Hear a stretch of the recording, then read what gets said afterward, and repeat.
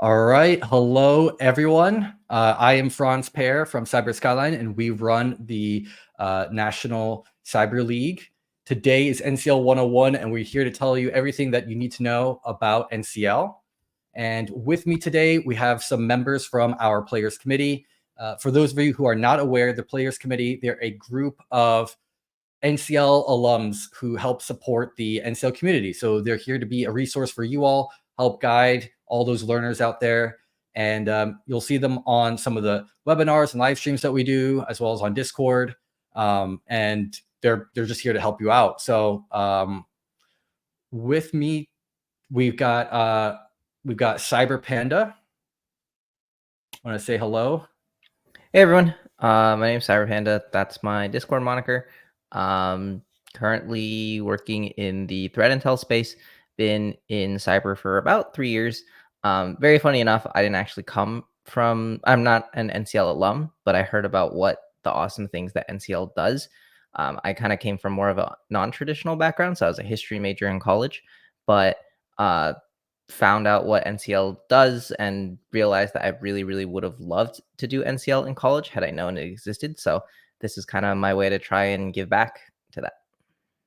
All right, cool. Thanks for being here. It's exciting to hear the non-traditional background as well. It's we love hearing all the different ways that people get into cybersecurity. So that's cool. And we also have City. Hi, that's me. Discord should be that as well. It might have some stuff on the end. I think I was being silly with people at one point. I'm computer science major, still in school. I played in the NCL like 11 times and decided it was enough. So I want to give on some of that knowledge rather than just sit here and compete over and over again. 11 times. Were you doing it all the way back in high school too? Yeah. Wow. Okay. That's amazing. Cool. And we also have Solar Fox Red. Hey everybody. Nice to meet all you guys. I started the NCL back in 2019. I've competed several times throughout the years, and now I am on the Players Committee, working blue team as a security analyst. All right, very cool. And last but not least, we have Eric. Hey everybody, I'm Eric, also known as Eric. That's also my handle name.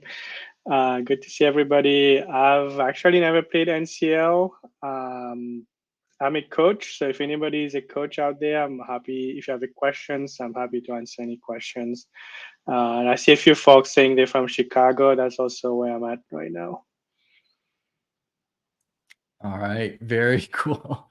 And for those of you who are joining, it looks like we've got people from all over the U.S. here.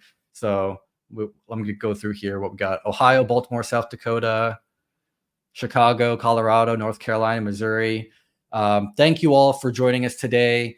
Let us know in the chat if this is your first time playing NCL or if you're a returning player. And really, this session is to get you up to speed on everything that you need to know to be successful within the NCL games. If you have any questions at all, go ahead, ask them in the chat throughout this session. I'm going to do a quick overview on what to expect for NCL, and then we're going to circle back and I'm going to kind of moderate and have the members of the Players Committee here answer all of your questions. So make sure that you're asking those in the chat. All right. Now, with that being said, let's start with a quick overview of the season dates. So we are currently in September, right? So the gymnasium is already open. It stays open all the way to the end of the season, even after the team game. So what's really cool is that after the games, you can actually go back into the gymnasium and do additional practice. So if you didn't have the chance to go through the entire gymnasium before the games, you go through some of the challenges in the games and you want to continue developing your skills. Maybe there's a topic in there that you wish you had more practice with. That's where the gymnasium is extremely helpful. So within the gymnasium, we've got guided tutorials, both written and a good number of them have video tutorials. We're recording even more video tutorials this season. So definitely check that out if you haven't done so yet. Coming up as our first kind of actual event is the practice game. That's a week long, October 14th through the 20th. And that's a whole week long where we have some past challenges without any guides to have you kind of see what it's like to participate in this exercise without any guides, any of the solutions. However, you can actually still work with your peers in the practice game. In the individual game, October 25th through 27th, that is a weekend-long event, and it is a individual event. So make sure that when you play in the individual game, you're doing so as a solo effort. After the individual game, you can go talk to your friends, figure out how you solve different challenges. We'll also have our own debrief on the NCL Discord if you would like to join that as well. But it's really important that in the individual game, you keep it an individual effort. Now, to play and compete with your friends, that's what the team game is for. So November 8th through the 10th, that's a weekend-long event. You can form teams of up to 7. And very similar to the individual game, you'll have the same different topics, but a new set of challenges. And we always find that in the survey results, people have the most fun when they play in the team game because it's just more fun to do things together. So make sure that you don't miss out on that. You do not need a team right away within NCL. So you can actually set up your team all the way up until the day before the team game. So don't forget to do that, because if you don't set up your team for the team game, you're going to have to do it by yourself. All right. And here are the topics within NCL. So we cover a wide range of different skills within cybersecurity. The really cool thing about NCL is that you get the large variety, and you can do them in any order that you want. So if you're coming in as a beginner, you might want to just go and take a look at all the different topics and figure out what you're interested in. So you can jump back and forth between them. Or if you know specifically that you want to do, you want a career as being like a SOC analyst, for example, you might specialize and choose certain topics to really double down on, put most of your energy and effort in, and then look at the other topics afterwards. So real quick, open source intelligence, cryptography, password cracking, log analysis, scanning, enumeration exploitation, network traffic analysis, forensics, and web application security. So definitely, get a good understanding of those different topics there. If you want more information about those topics, I would highly recommend that you, number one, check out the gym. You can actually see the different challenges there. But we also have a guide that is available on the resources page on the nationalcyberleague.org website. So if you want to learn a little bit more, get a little bit more guidance, check out that guide. All right. And something else that I want to make sure that we highlight, because a lot of players don't realize that at the end of the games, you will get something called a scouting report. So this is a PDF document that highlights your performance within the game. And this is a really useful tool when you go and start applying for jobs. So this will highlight, here's the different topics that were covered, and you can see the different specific tasks that you perform. So anything from analyzing a web server access logs to analyzing an IDS log for indicators of compromise. It's really nice to have this document, because when you're going and applying for jobs, inevitably you're going to get the question from an employer, hey, what do you know, if you're applying to be a SOC analyst, what do you know about log analysis, for example? And if you can talk about how you actually went through and solved a challenge, and you go through like what tools did you use, your steps, the different challenges that you faced, and how you overcame those challenges, that's going to be what really sets you apart and helps you get that job. And so this PDF document is a really good reference. It's also evidence that you actually did it, but it's really important to also talk about that experience when you go into that interview. And a couple of different resources for you to take a look at to help you prepare. I already mentioned the gym. We also have webinars like this one that you're watching right now. So if you're already watching this, you've gotten a heads up there. And the last one is the Trove. So we have written guides, tutorials. These are embedded directly within the gym, but you can also go and just browse the Trove like independently and go through the different guides that we have there. So all of these resources. There are links to those in the resources section on the NCL website. That's going to be the easiest way for you to go and take advantage of those resources. And a couple of final tips before we move on to all of your questions. Number one, make sure you focus on setting your own personal goals. So a lot of times, especially beginners, they kind of come in and then they're like, well, I want to get to the top of the leaderboard. That's a really good ambition. When you're starting off as a beginner, you might want to set a personal goal that doesn't have you comparing to other people.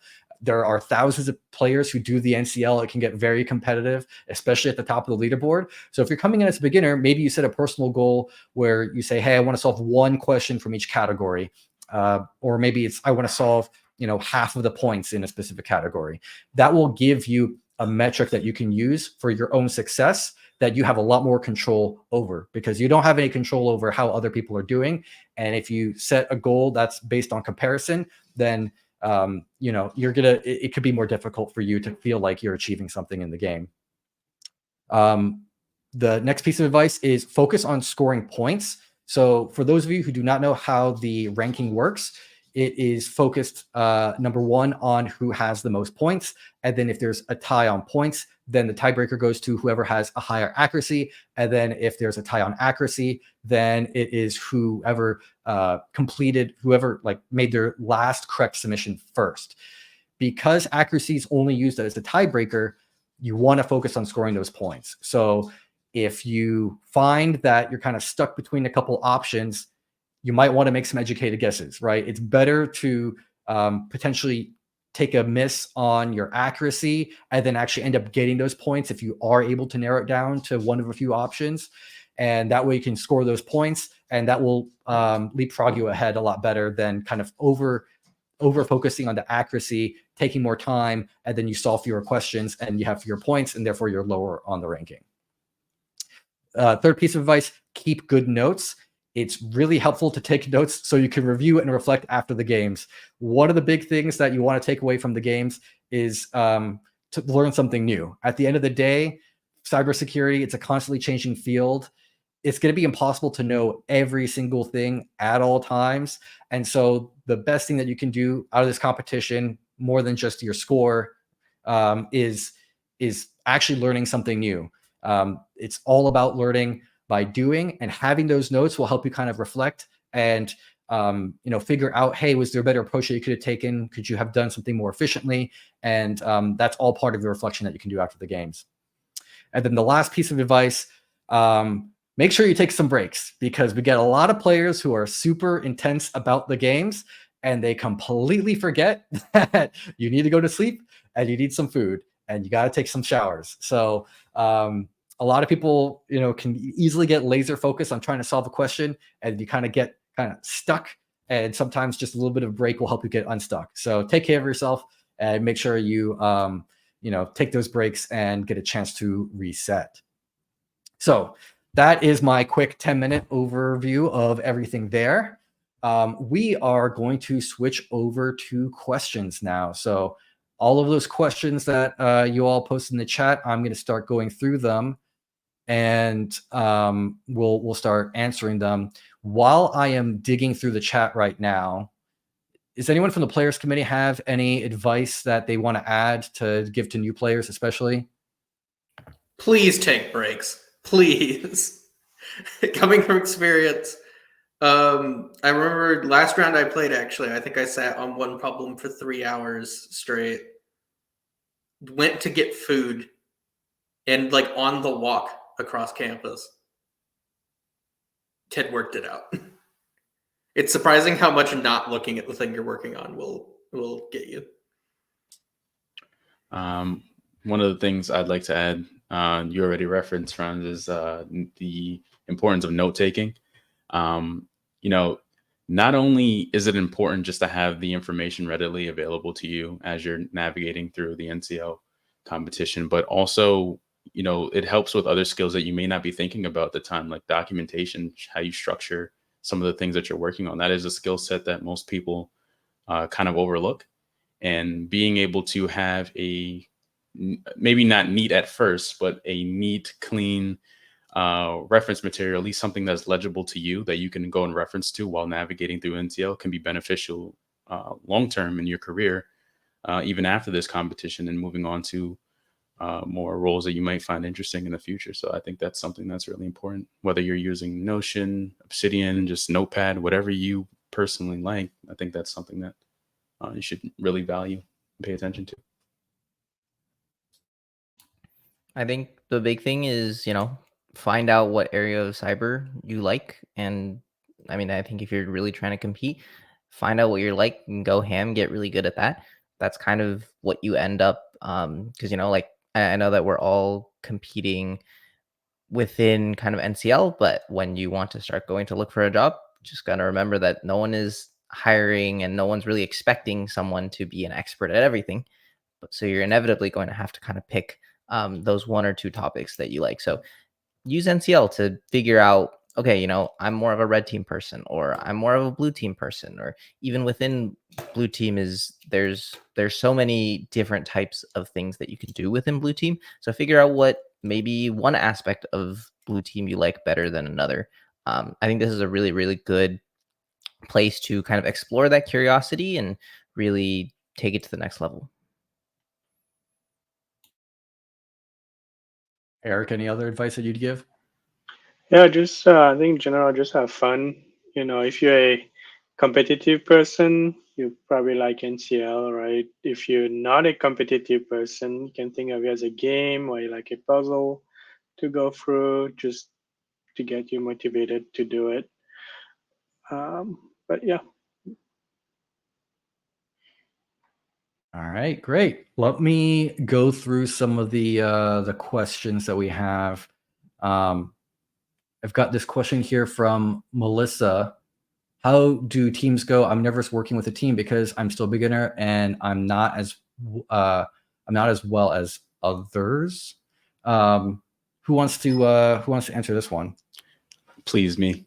Okay, go for it. So I want to address one thing that was said in this statement, and that is that I'm not as well as others. I don't believe that's true. I think that everyone brings their own unique experience to the NCL. I think that the main reason that we're doing this is so that we can improve, we can learn to collaborate, and imposter syndrome is something that affects all of us, including myself. So, Melissa, I think that you are great and you're going to do great.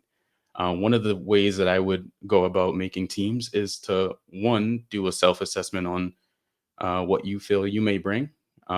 Based on what you said, I don't think you feel that you bring much, but I can tell you that's not true. You bring a lot to the table. We just have to identify what that is and then utilize the resources that we have. We have a Discord, you have LinkedIn, you have a boatload of people in this webinar right now that are willing to team up or may even feel the same as you do. And great things can come from that. So I'd utilize your network and utilize the people that are available to you and those resources and step outside your comfort zone. All right. We're not here to take the crown. We're just here to learn. So don't feel bad about that. And Jamari just mentioned the Discord, so I just posted the link to the Discord in the chat here.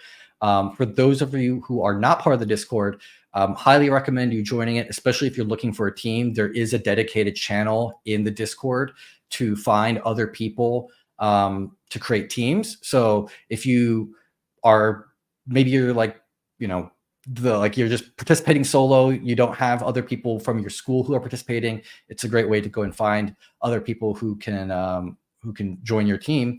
And additionally, I mentioned before about a debrief. So at the end of the NCL Games, immediately afterwards, we have a debrief on Discord where we have all the different challenges. And us as the game creators, we will actually kind of talk through how we saw how we made our official solution to some of those questions. But then a lot of players also share the different ways that they solve the challenges, because there's more than one way to solve these different challenges. So highly recommend that you take a look there, because that's it's all part of the learning process. So being able to have that as a resource is going to be extremely helpful. And another thing I would add for the teams, if you are kind of uncertain about your skills, some way that you can also help with your team is be there to help validate and confirm the different answers, because what we see is the most disciplined teams who they have someone solve the question and then at least one other person verify that that is the correct answer. They are more likely to be able to get high accuracy and solve all the different challenges. And so you could kind of shadow around and having someone solve the question, they have notes on how they solved it. You can kind of follow those notes and you can see, hey, did they miss something? Was there a mistake that they might have made? You can help verify the answer and help your team out that way as well. Does anyone else have anything to add about advice for teams?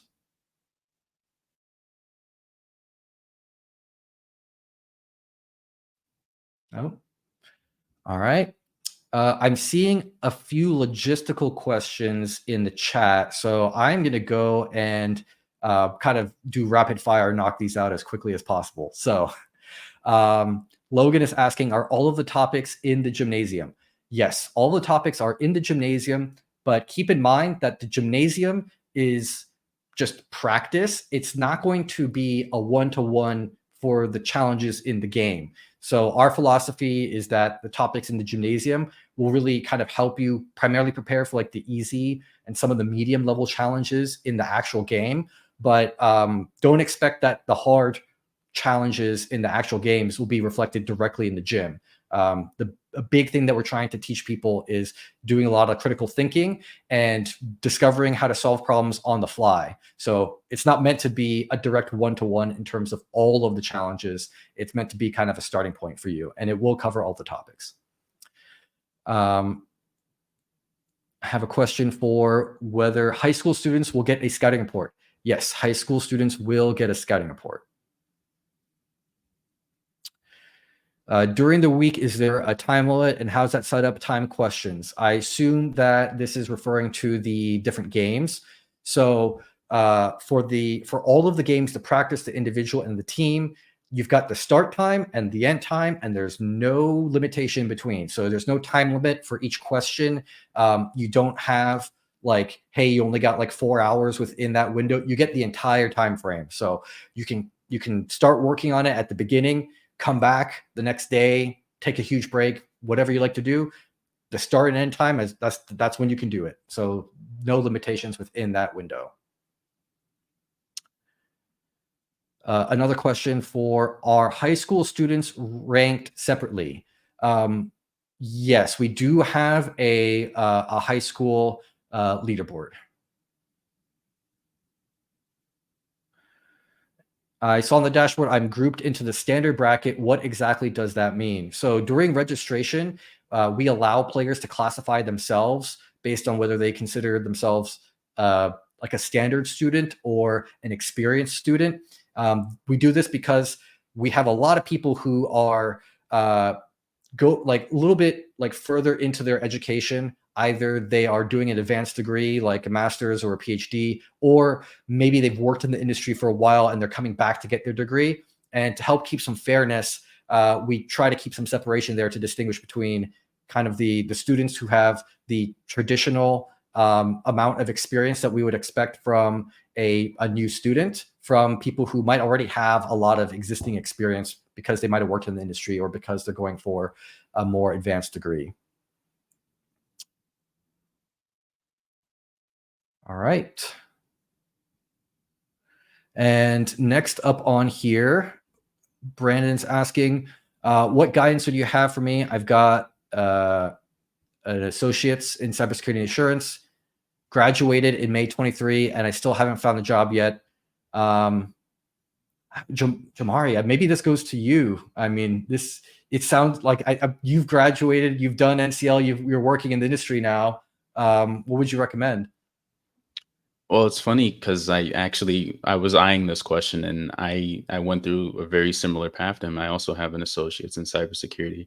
I went further to obtain my bachelor's, but I don't really think it's necessary to get your foot in the door. I think that one of the things that you should consider is figuring out what specifically you want to do. I mean, there's some context missing from this question. Maybe if we had a little more context, it'd be a little bit more of a simple answer. Well, not simple, but straightforward answer. I think it starts with deciding what you want to do. Do you want to go into red teaming? Do you want to go into blue teaming? What experience do you currently have? Are you doing any projects? What are you doing to make yourself stand out in the workspace? Right. I think this is going to be my answer for probably a lot of things, because this is stuff that I had to do personally. It's just taking that self-assessment, seeing what I bring to the table, and trying to come up with a game plan on how to knock down these current objectives. So your objectives being, how do I find a job?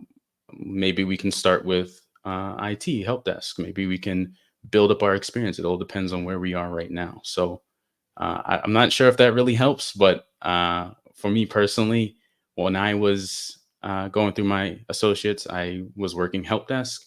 I was doing a bunch of different types of cybersecurity projects, and I was connected on LinkedIn and going to conferences. I mean, not a lot of people do that, but if that's how you want to get the opportunity, it's not going to just come to you. You have to, get outside your comfort zone and try new things. So I don't know if that helps.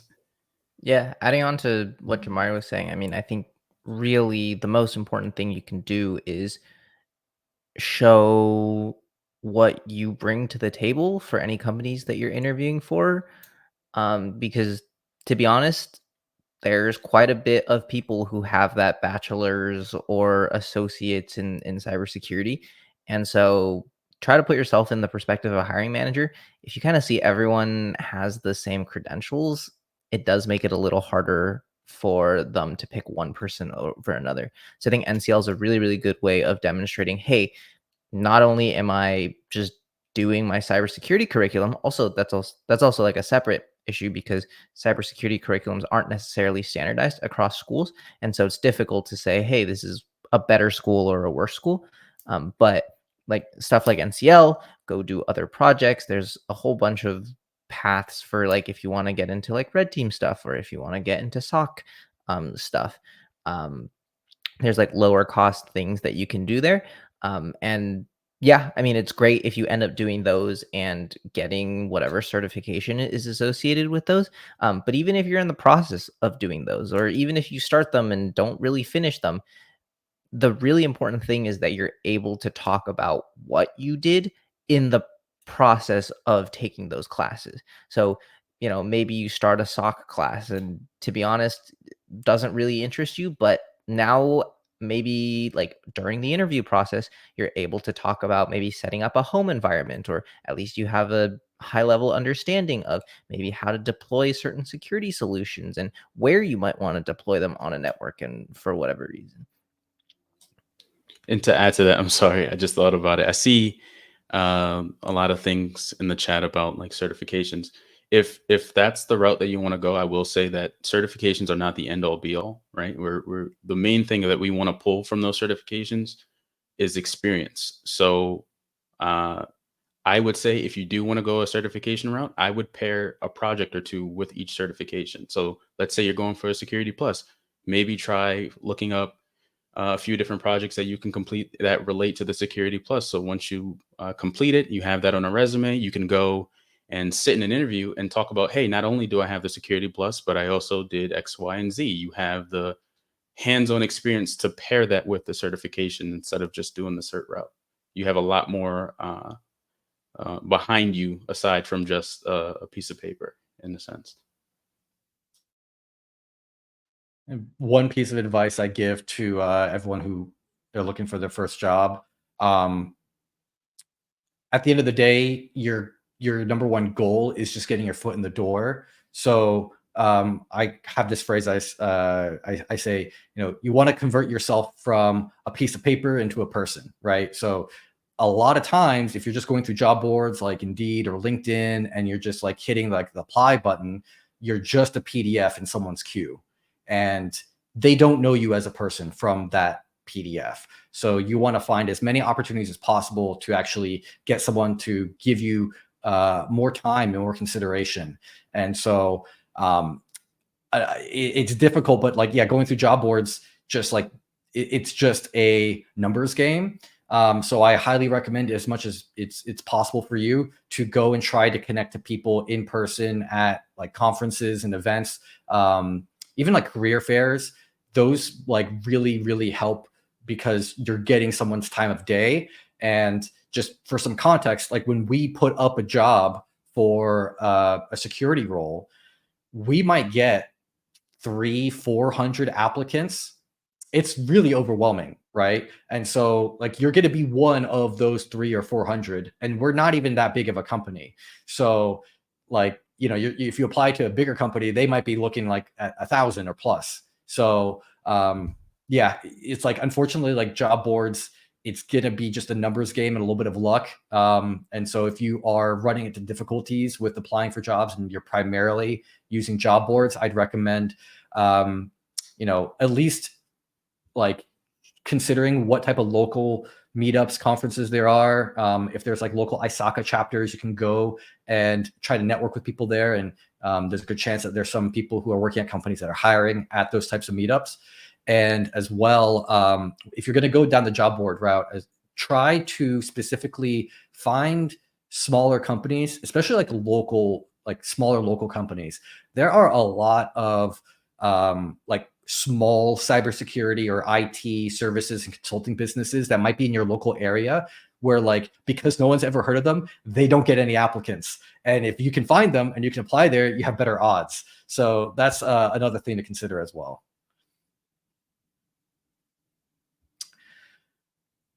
All right. More logistical questions. Let's see. Kathleen's asking, if we want a government position, we participate but score poorly. Has anyone heard of participation actually hurting them in the hiring process? Can employers look you up even if you don't volunteer a scorecard at job application? So you are in control of your data within NCL. So you will get a copy of your scouting report. Employers there is not a database that they can search your name and find your scouting report. You have to explicitly go and give it to them. Even if you, during the registration process, you indicate that you're interested in hearing about career opportunities, employers are not getting your scouting report. They're getting added to, they're getting the ability to kind of like be able to connect with you through our recruiting events and webinars like this. So they're not actually getting your performance data. If you are concerned about your performance being viewed negatively during the application process, you can just leave off your specific ranking or specific score when you are applying for the job. So a lot of times I recommend, when people put their resume together, don't put your ranking unless it's like really good, right? Don't put your ranking within NCL. Put down that you participated in NCL, and then treat it like job experience, like not an achievement. Say, you know, player in the National Cyber League, and then talk about what you did as you participated in NCL as if it were job experience, because the idea is that you're doing real world stuff. And so if you analyze log files to find indicators of compromise, like write that as if it's like a description of what you did on the job. That will go a long way to kind of demonstrating what you got out of the competition and what you have to offer to the employer, more than the score. So I would recommend describing an NCL experience in that way as well. What else we have here? Are all of the games going to take place on the website? Yes, they're all going to be on the Cyber Skyline platform.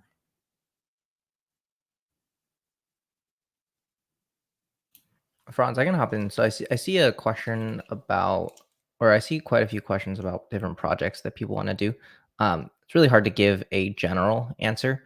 But to be honest, my experience just kind of looking at new candidates, etc., people who are interviewing for companies, really doing anything is better than not doing anything. So NCL is a really good start.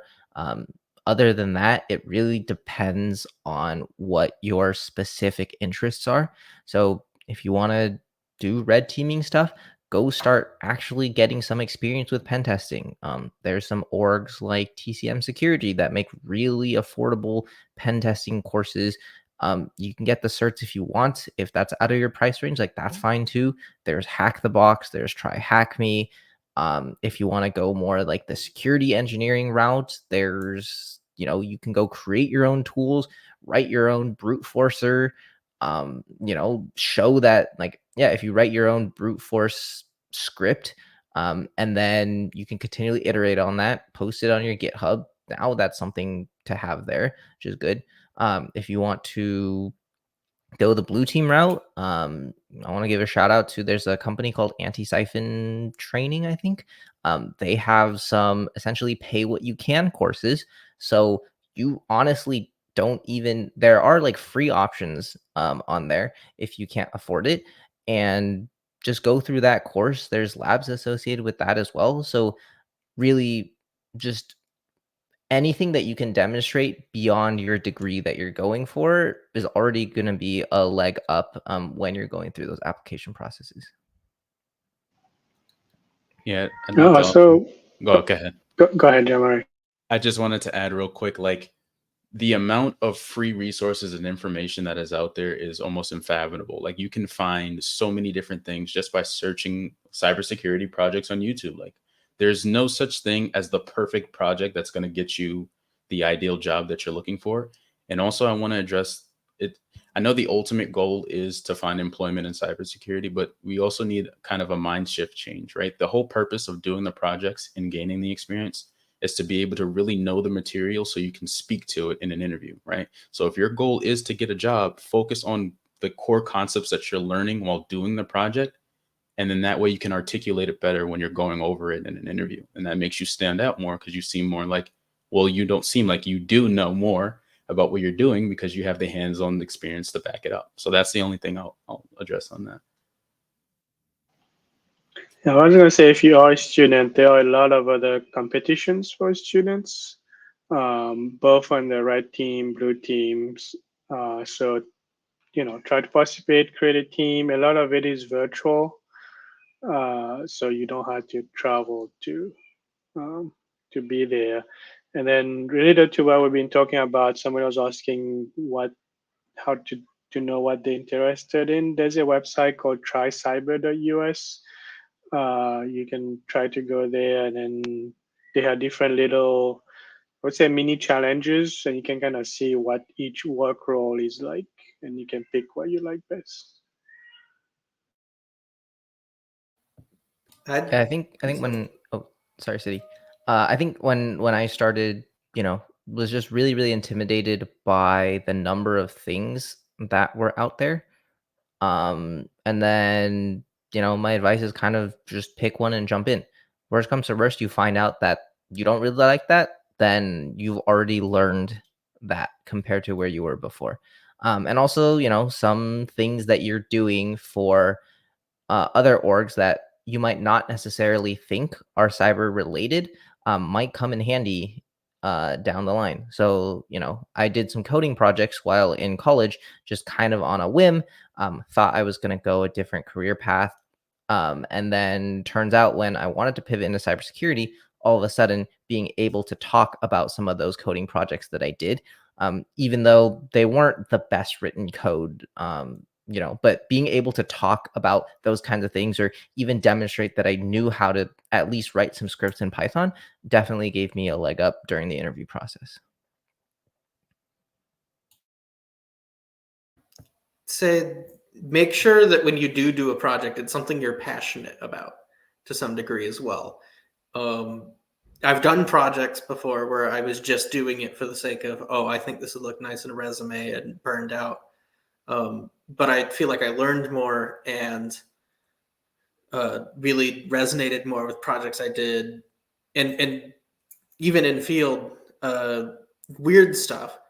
I tore apart Among Us one time just because I wanted to see how it worked, or if you're into that sort of thing, go ahead and do it. You're going to learn something. Yeah, and if sorry. nothing else, having computer science knowledge is going to help you build things for your cybersecurity career. Yeah, I think one thing that City said that really resonates with me, at the end of the day, the thing that will take you far in NCL and far into your cyber career, I would argue one of, if not the most defining factor, is literally how much passion you have for this. Because if you end up realizing that you don't really like cyber, one, that's totally okay. There's so many other careers out there. But two, just realize like you are competing against people who live and breathe this stuff, and people who are just really, really like this and will do this on their personal time. And it's not to discourage you guys from, like, pursuing this area path or whatever, but truly the difference that I've seen in like new analysts, because everyone kind of comes in with like the same amount of knowledge. The difference between people who do really, really well and people who just kind of settle really is that passion for cybersecurity.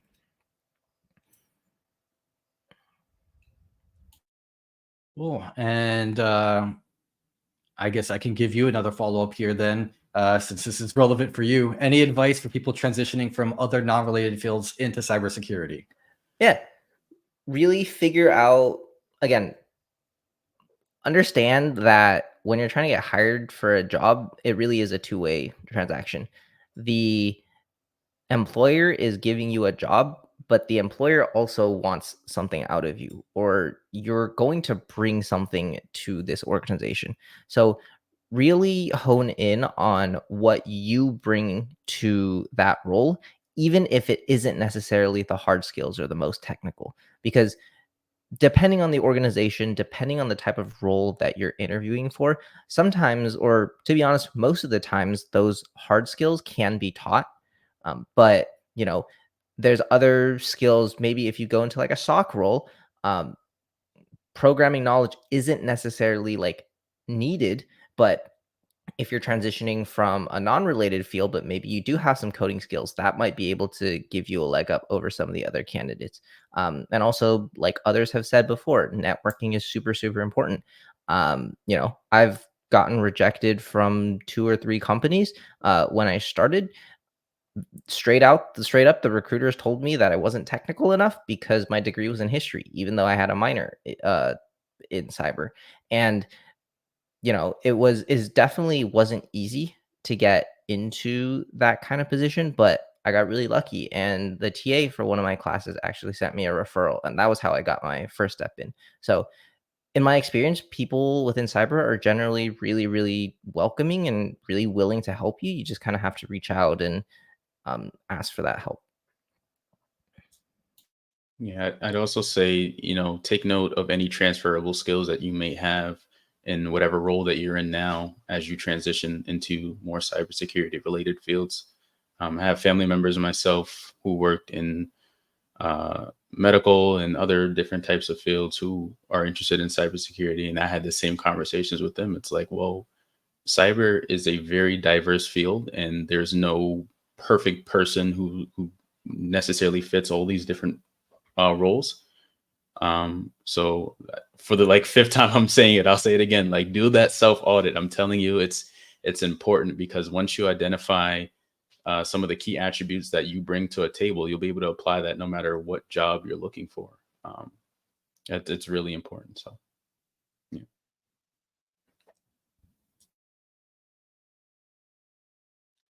All right. Thanks, everyone. And next question I have up here is asking for any other places that they can learn more about the challenges. So I guess I'll expand this to like any other suggestions on resources to help people prepare and practice. Outside of the NCL, I guess after you take an overview of the gymnasium and you go through some of the modules that you have, try looking into some of the topics that are explained, and just doing a little bit of research about how they work. Like, let's say, for example, we're going over like password cracking. Do some research on how that works. Do some research on hashes and hashing algorithms. Do some research on the different types of ways to encrypt passwords. I mean, there's no, in my opinion, there's not going to be like a perfect resource for everything, but just start getting familiar with some of the vernacular, start getting familiar with some of the concepts, and seeing if maybe you'll be able to apply it more, or maybe if there's a resource on the NCL, for whatever reason doesn't really click with you, see if there's another resource that might help you put 2 and 2 together and apply it to the NCL in other ways. You can get this information ideally anywhere.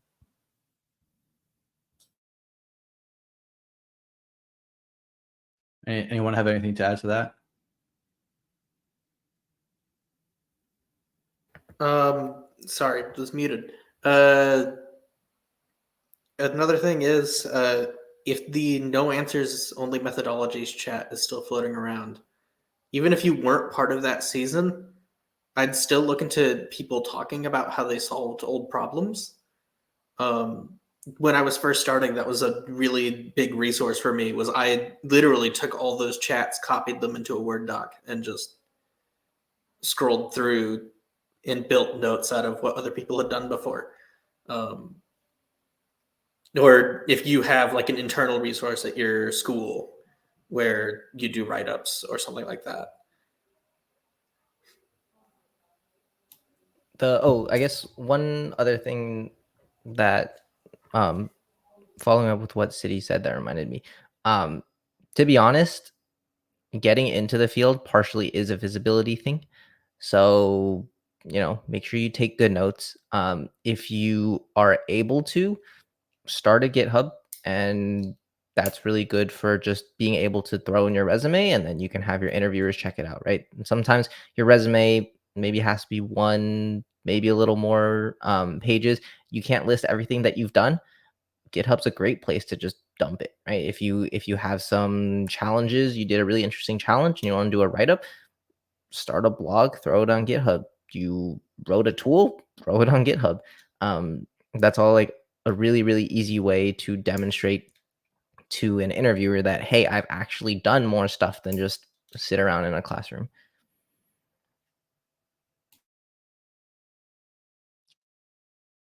Nice. And next question here: what resources do you use to kind of prepare? So, I mean, there is the list of tools on the resources guide on the NCL website. I don't know if any of you all have any suggestions for resources and different tools. I guess we answered resources. What about tools? Any tools that you all find to be very helpful to use during NCL? Practice installing tools. You're going to find something on GitHub one of these times that's going to be the thing you need. And you're going to need to know how to install it without wasting a ton of time. I know that's not really an answer to the question, but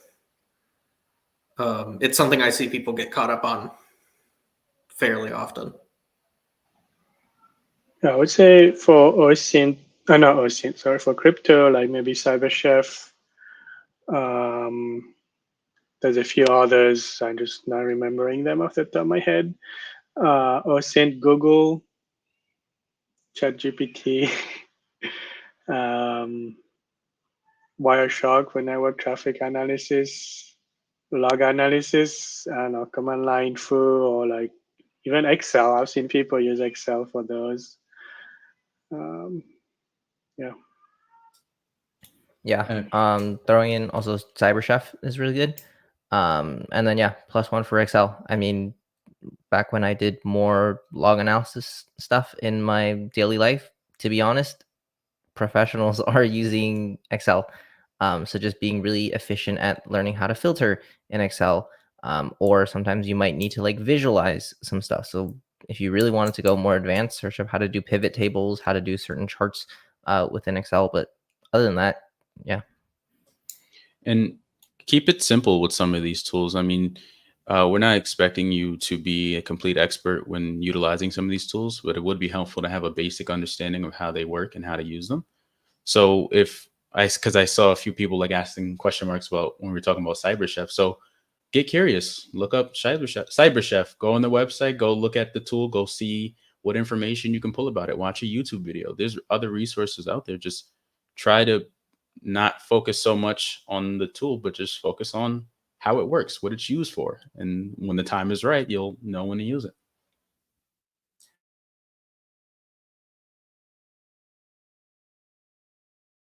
Additionally, go ahead. I saw Linux in chat. Knowing your shell commands always useful.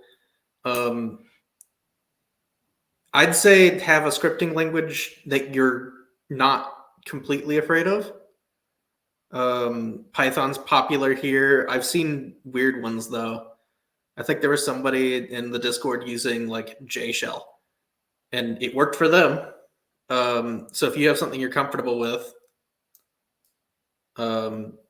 stay with that. Don't feel like you need to go learn a different tool just because it's the normal one. And one thing I wanted to follow up on, because I saw several people kind of asking about this in the chat, if the usage of AI and things like ChatGPT are allowed. They are. This is actually a change for this season, so you are allowed to use those in the games. I guess the caveat is that, like, if you are using the AI and it's giving you a bad answer, us on the support ticketing side are not going to be able to help you with that. So just keep that in mind, right? If you're like, well, ChatGPT told me that's the answer, and you open a support ticket about it, we're going to be like, sorry.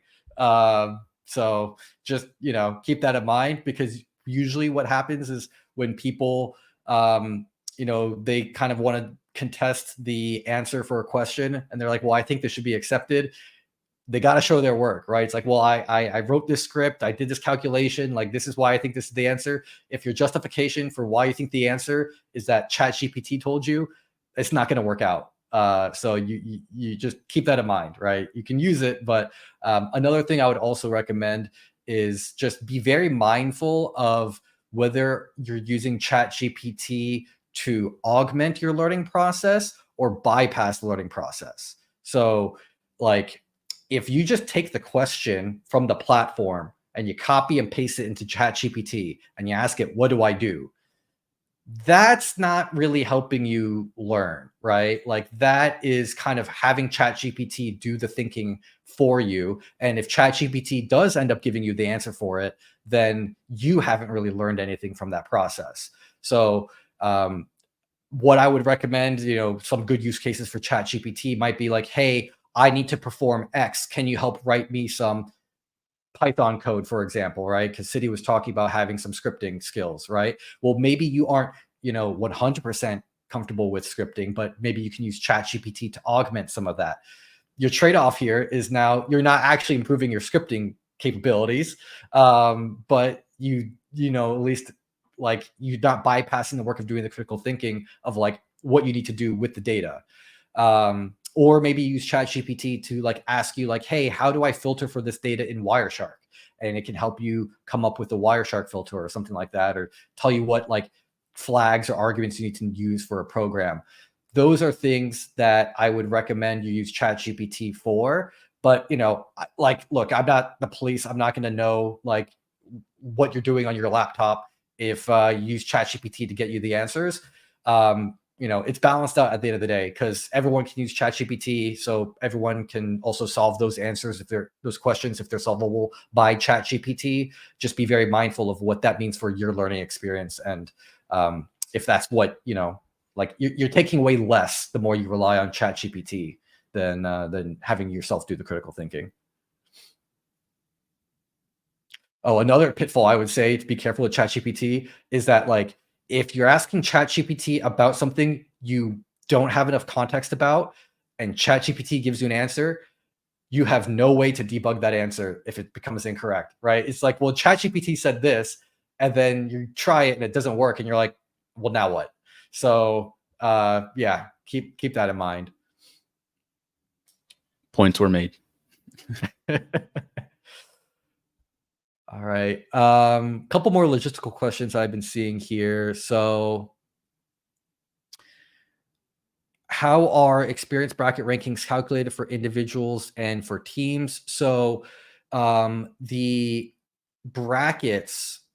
So, I need to clarify to make sure we're all speaking the same language. So, we've got the leaderboards. You're going to have the standard leaderboard and the experience leaderboard, right? So that's just going to be, hey, this is how you compare to everyone else within that leaderboard.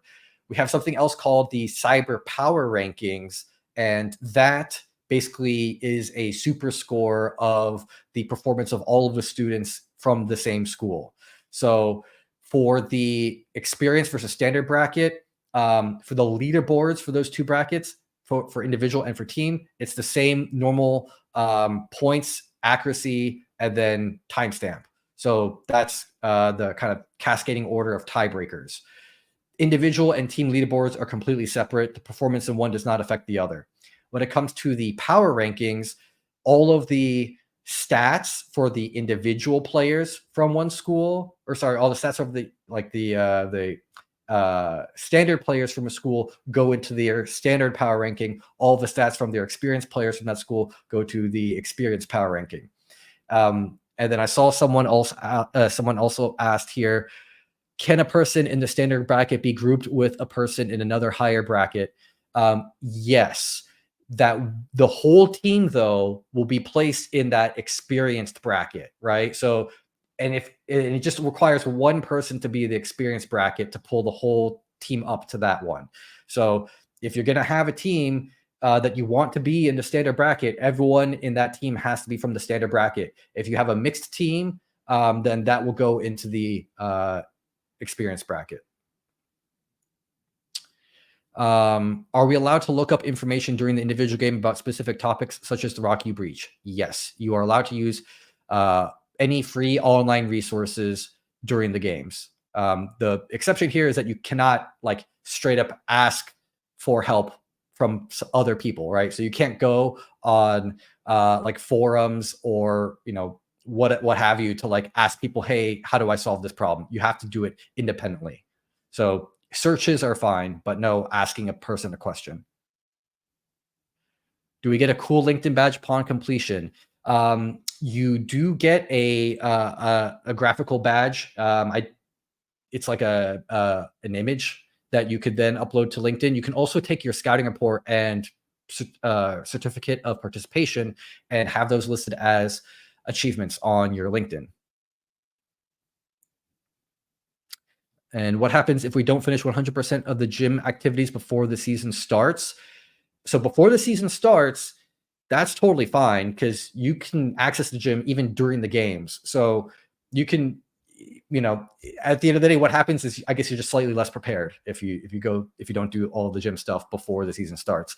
But it's to be expected. Very rarely are people doing 100% of the gym before the first game. A lot of times, unless you've done it for at least a season, you're going through the gym even after the games to continue kind of filling any like gaps in your knowledge. And then final logistical question here, is the team game score an overall reflection of your team's performance only, or is there a scoring of individual players within the team? It is the overall performance of the team. So it's cumulative of everyone's performance. So basically, if one person on your team gets the answer correct, it counts as correct for all of you. So you do not need the team members to be kind of, everyone has to solve the question. As long as one person submits it, you all get credit. All right. And we got a couple minutes left. I'm going to ask the players committee here, are there any topics, any questions that you're seeing that you want me to put up here so we can cover before we wrap up? I will like to just address something I thought about. I can't find the particular question right now, but like for everybody just starting out, utilize this network. You've just developed an entire community of people who are willing to focus on the same goals as yourself. So utilize this, build your teams, build your connections, build your relationships so that, when an opportunity arises, you'll be able to accomplish those goals and have a great time with the NCL. Don't take your time, don't stress it.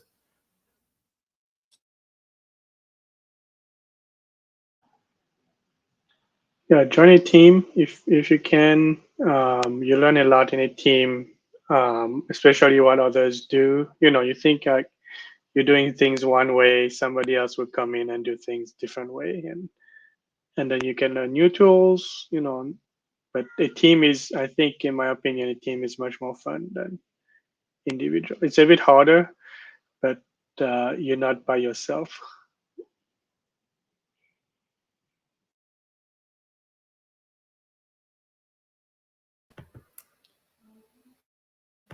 Do you have questions, ask the Discord. You'd be surprised how friendly your fellow competitors are for being your competition.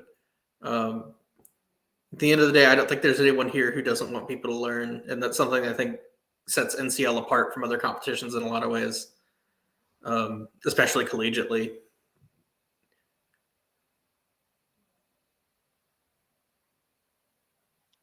And Cyberpanda, do you have any final parting thoughts? I think we had everyone else kind of say their last thought before we wrap up for today.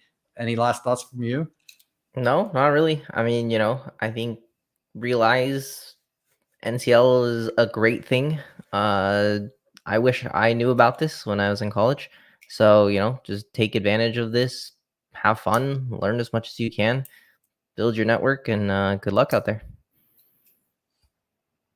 All right. Well, thank you all for joining us today. We really packed up this hour with tons of questions. So really appreciate everyone for the Players Committee here for answering these questions. And thanks everyone in the chat for your great questions and for joining us for the season of NCL. If you have any other follow-up questions that you have, I think City mentioned it, join the Discord. That's probably the best way to get the answers to your lingering questions. Sorry if we could not answer your question live here today. There were quite a few, but hopefully we can get those answered in the Discord. So with that, I think we'll wrap it up here and enjoy the rest of the season. Thank you, everyone.